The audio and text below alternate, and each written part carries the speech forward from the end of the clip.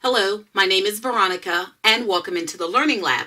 And in today's lab, I'd like to share with you two additional flowers that I made using the Heartfelt Creations small and large sweet peony sets. And these are the ones that I used right here. But here's what's so interesting about them. I created these little succulent beauties using none other than the foam sheets from the Dollar Tree. Come on in and let me share with you what I'm talking about.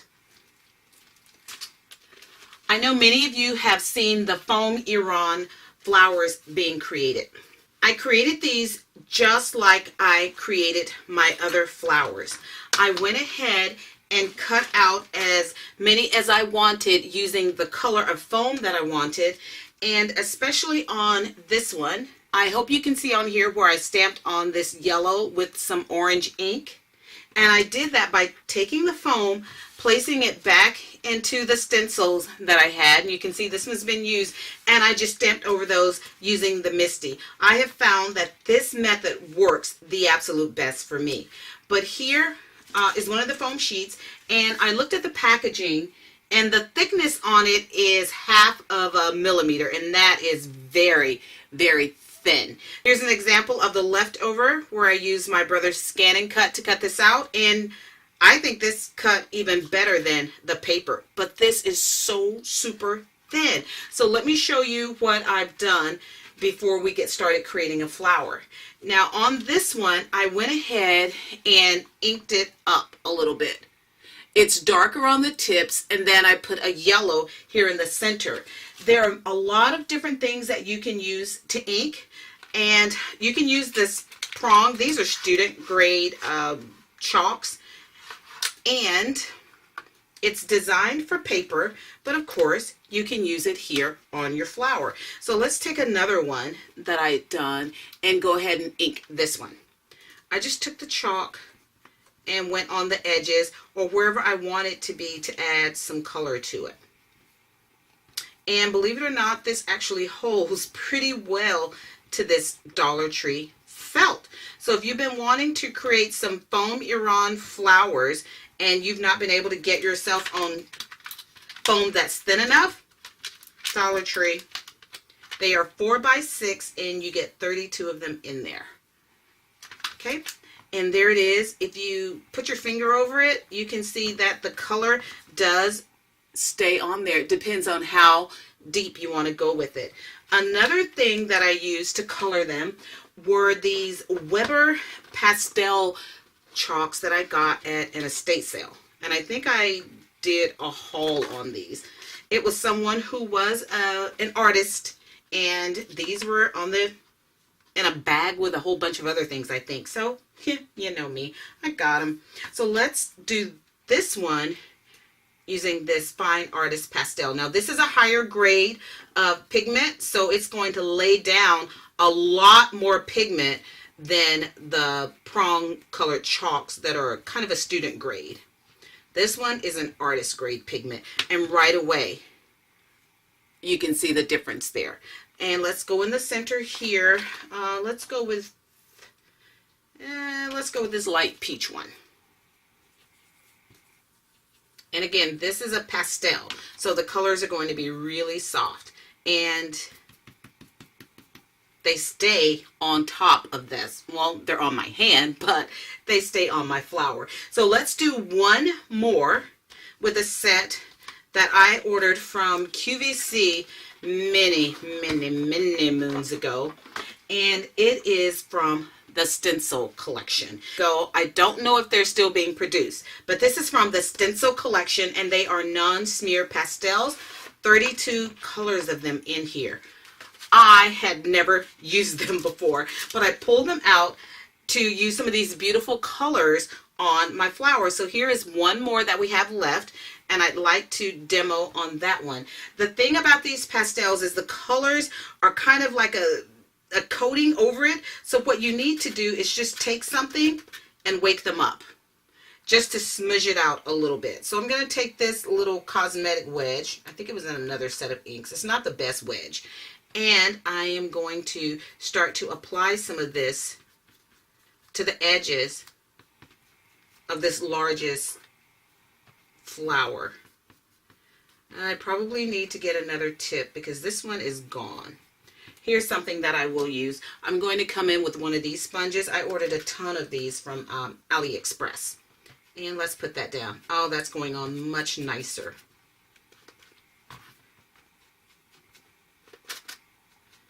And one of the things that the ladies tout about these is that the colors don't cross-contaminate. So basically, if I wanted to go from this very deep color to, let's say, a lighter orange or yellow, I think I woke this color up. I can go right into it, and as you can see, it's not leaving any pink there, and go straight to my flower and put it down. That one's a little dark. Let's wake up this one and see what we can get. I want you to see it on camera. I think that's a little better. And there's that one. And that is what I used to create this beautiful little carnation-y looking flower. So let me show you how I put this together.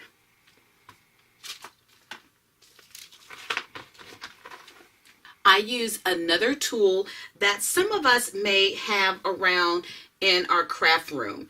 And this was when mixed media was really hot. And I went ahead and indulged and got one of these for myself. I'm going to have to move this over just a little bit so I can pull this into frame. A melting pot. And this is good for when you want to melt some beauty, ultra thick embossing enamel, or you just want to melt some things, put alcohol inks on them, whatever. This is the perfect surface for warming up the foam for my flowers. Instead of having to hold it to an iron, I can just pop it over in here and let it do what it does. For now, I'm going to put the lid back on because in addition to using that, I'm also going to use my glue gun to put my flowers together instead of liquid glue. Now, if you desire, you can put some stamens on the inside, and these can be colored using your alcohol inks and or your alcohol markers just to add some color to the tips of those little stamens. And here I pulled out my GB4 to add a little color. I'm going to pull in my mat here, and using the thickest end, the broad tip, I am going to go ahead and just color these. Again, you can dip them in some alcohol ink. I just don't have any out on my surface right now, but this will also get the job done. I do tend to buy my pearls in white or off-white just so I can color them to whatever color I want them to be.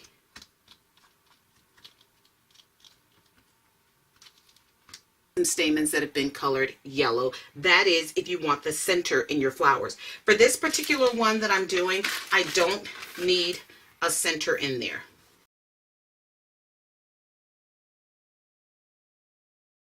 I'm going to need a surface, and for this one I just grabbed out my push pad, and I'm going to use my stylus tips to press it down to get the deep indentations that I want for this one.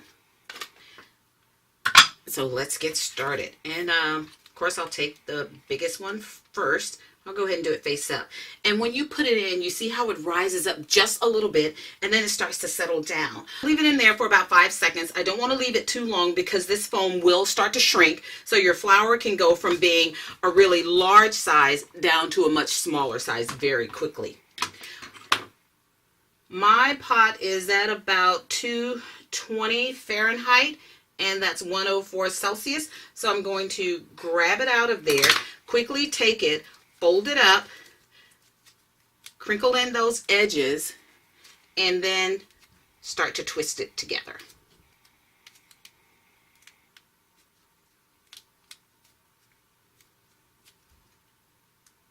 Heat those a little more and just ball them up.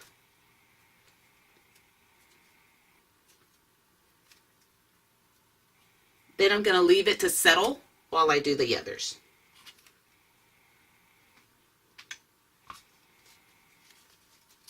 Let's open this one and see what we have. Ah, wow, it's starting to take shape already. Okay, let's get our next one out of there. When I press this in the center and the leaves start to curl on the tip, that's really what I want, because I want the heat to really hit the tip side of the flower. Okay, and he's now ready to come out. It's all popped up. I'm going to crunch up those tips. Get in there and squeeze this. And then pop in my next one. And we can get this one opened. And look at the frilliness of it. The way you squeeze it, twist it, and turn it, that's going to help determine how frilly you get your flower to be. Perfect. I'm going to grab that out. And while I'm getting it ready, I'm going to go ahead and pop in the next one so it will be ready to go when I am. And then you can see how putting that little bit of chalk ink on the tips really helps to give some depth and dimension to each petal.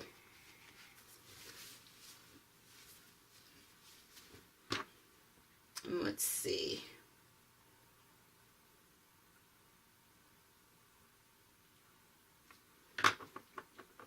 And we're just going to go ahead and grab this out anyway. I'm not going to wait any longer because I'm getting excited. Again, pinch, squeeze those tips. And if you really want the inside to be really tight, then you're going to have to make it really tight. Let's hold this back onto the heat for a second, just to make it as tight as we can get it. And there they are. So now I want to glue these together. Let's put the lid back on this for a second. And using the hot glue, I'm going to start on the bottom.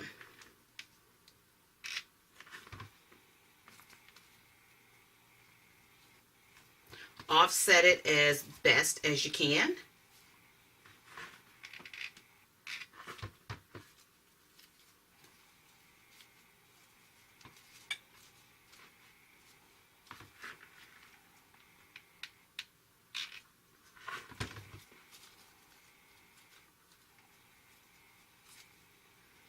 And there we are. We're going to bring it to here. And now I'm going to push all of that up together and really bring it around the tip of the stylus. Pull that out, and there you go. You can fuss around with these as much as you would like or not, and I think it's just absolutely gorgeous.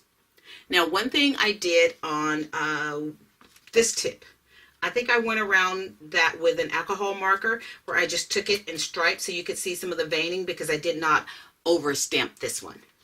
But these two are very similar. So depending on how tight you want it to be, that's how long you will twist it and turn it.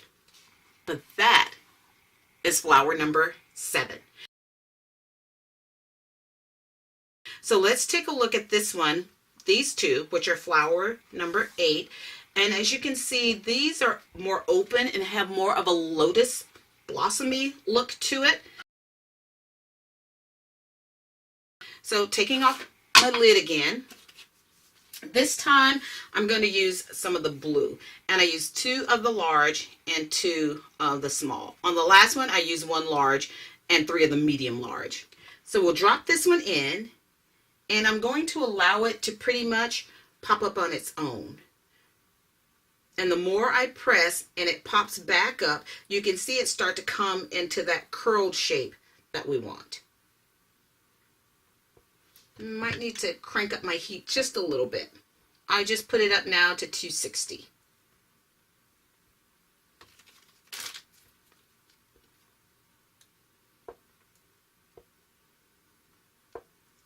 So let's take that out. I'll put another one in, and we're just going to take that and put it into this little cup to help hold the shape. Again, if you don't have this cup, you can use something else. The cups that you use in the bathroom when you are brushing your teeth, those will work. Let's pop this in.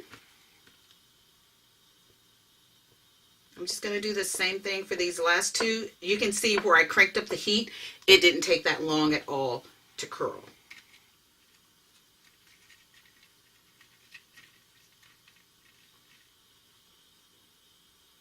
Oh wow, see, that's going really fast. Okay, so I did need to crank my heat up a little bit for that. I'm actually done with this, so I'm going to turn this off and push that over to the side and bring back in my hot glue. So we'll take the first one.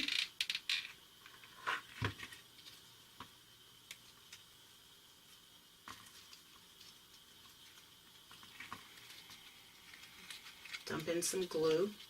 Kind of pull it back tight a little bit because I don't want to lose that.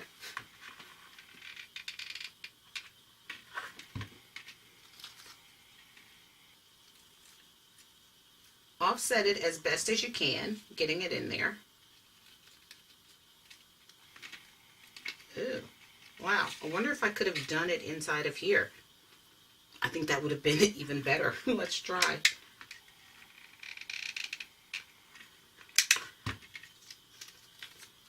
And put in the last one. Yeah, I don't know. Let's see if I can make it work. Ah, yep, it went in there. And there we go. Nice little open lotus leaf. Now, that's why I wanted these to go in the center, because the center is open a little bit. And for lack of anything better, let's use some of the yellow ones that I colored. I think that'll be fine. These tips are so fine on here, and because this is foam, I can actually put this on here, press through the center, and you probably heard it poke through, and I've got my hole right there. And that went through the glue that's in there. So now, let's put these back together again.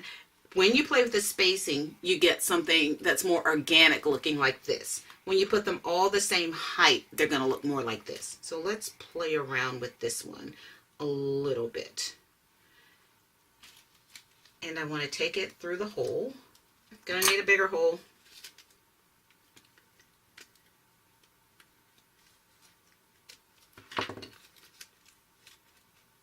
And pushing that through, I think I can get it. Yep, there it is. Now I can grab the back side of this. But before I pull it too deeply, I want to go back here. Well, let's go ahead and pull it to where we want it. So let's say if we want it there. That looks pretty good. Now I'm just going to turn it over on the back and put some glue there and have it hold that into place.